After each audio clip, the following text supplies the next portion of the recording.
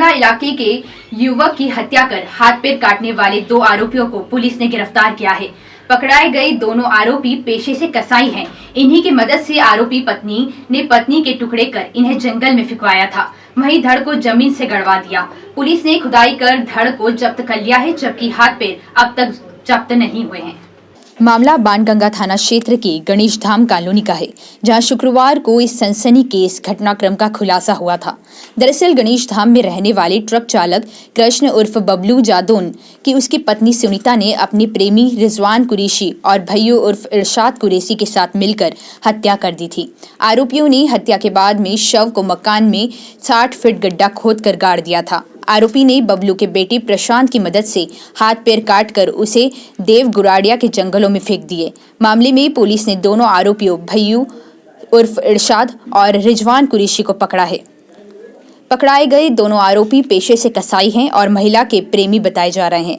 फिलहाल पुलिस ने मृतक के शरीर का धड़ तो जब्त कर लिया, वहीं उसके हाथ पैर जिन्हें जंगल में फेंका गया था उनकी तलाश जारी है। सर, जो 2 आरोपियों को गिरफ्तार किया है, कासिम को गिरफ्तार किया, कौन आरोपी?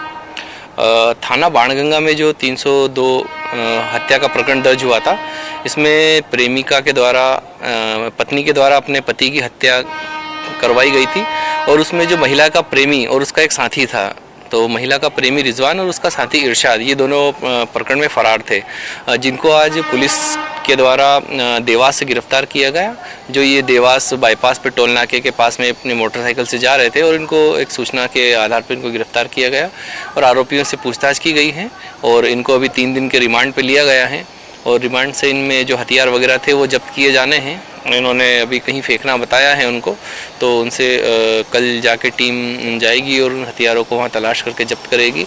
और इसके अलावा जो आरोपी रिजवान है, इसने बताया कि 2 सीमेंट के ब्लॉक्स थे जो पेमेंट में इस्तेमाल होते हैं, उनका इस्तेमाल भी उन्होंने सिर पे पटकने में किया था। तो वो जो रक्त रंजित सीमेंट के ब्लॉक्स थे वो भी पुलिस ने आज जब्त किए हैं और भी अन्य साक्ष्य आज पुलिस के द्वारा जुटाए गए हैं। और कल पुलिस के द्वारा जहाँ पे इन्होंने कटे हुए हाथ पैर फेंकना बताए थे मृतक के, वहाँ भी पुलिस की टीम गई थी और वहाँ से जंगल एरिया है चूँकि, तो जिस पीले रंग की पन्नी में इन्होंने वहाँ पे इसके हाथ पैर फेंके थे मृतक के, वो पीले रंग की रक्त रंजित पन्नी तो थैली जब्त हुई है, लेकिन जो उसके हाथ पैर थे वो संभवतः वहाँ पीछे जंगल एरिया हैं और काफ़ी जंगली जानवर वगैरह रहते हैं, तो ऐसी आशंका है कि शायद जंगली जानवरों के द्वारा चूँकि मांस रहता है तो उसको खुर्द-बुर्द कर दिया है। तो उसकी लगातार तलाश 2 दिन से जारी है, लेकिन अभी हाथ पैर कटे हुए मिले नहीं हैं। आगे इसमें भी अनुसंधान जारी है और जो भी अनुसंधान में आगे तथ्य आएंगे उनके आधार पर कार्रवाई की जा रही है। सर, आरोपियों की क्या बैकग्राउंड, कहाँ के रहने वाले? आरोपी जो हैं, इसमें आरोपी रिजवान जो हैं, ये रिजवान मूलतः सहारनपुर का रहने वाला है और यहाँ माणिक बाग में एक मटन की दुकान है, वहाँ पे ये काम करता है। इसके अलावा जो आरोपी इरशाद हैं, ये पूरा राजगढ़ का रहने वाले हैं मूलतः और अभी टोंक खुर्द में ये रहते हैं और यहाँ ये भी माणिक बाग में एक चिकन की शॉप है, तो ये मटन और चिकन दोनों की शॉप्स आसपास ही हैं जहाँ पे ये दोनों काम करते हैं।